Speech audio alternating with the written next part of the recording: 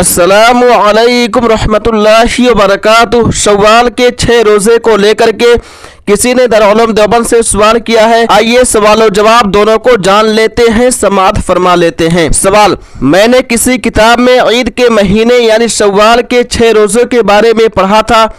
सवाल यह है कि उन रोजों की क्या हकीकत है, उन रोज़ों को मुस्तकिल तौर पर रखना कैसा है, उन रोज़ों को किस हालत में रख सकते हैं।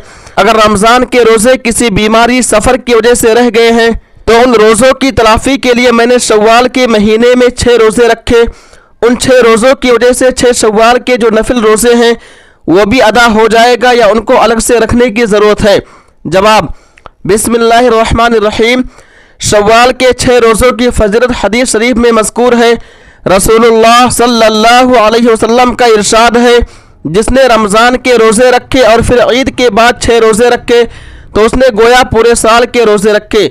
मिशकात। नंबर 2 दुरुस्त है और बेहतर यह है कि तसलसल के साथ रोज़ा रखने के बजाय मुतफर्रिक तौर पर रखा जाए। नंबर 3 हर हाल में रख सकते हैं सिवाय औरत के कि वो माहवारी के अय्याम में नहीं रख सकती। नंबर 4 आप जिस नियत से रोज़ा रखेंगे उसी का एतबार होगा।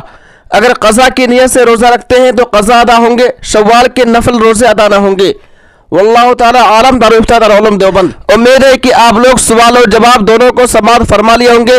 दोस्तों, इस वीडियो को ज़्यादा से ज़्यादा शेयर कीजिए और अगर आप लोग हमारे चैनल फतावा देवबंद 786 पर नए हैं तो हमारे चैनल फतावा देवबंद 786 को जरूर सब्सक्राइब कर ले। तब तक आप हमें इजाज़त दीजिए। अल्लाह हाफिज़, अपना ख्याल रखिएगा।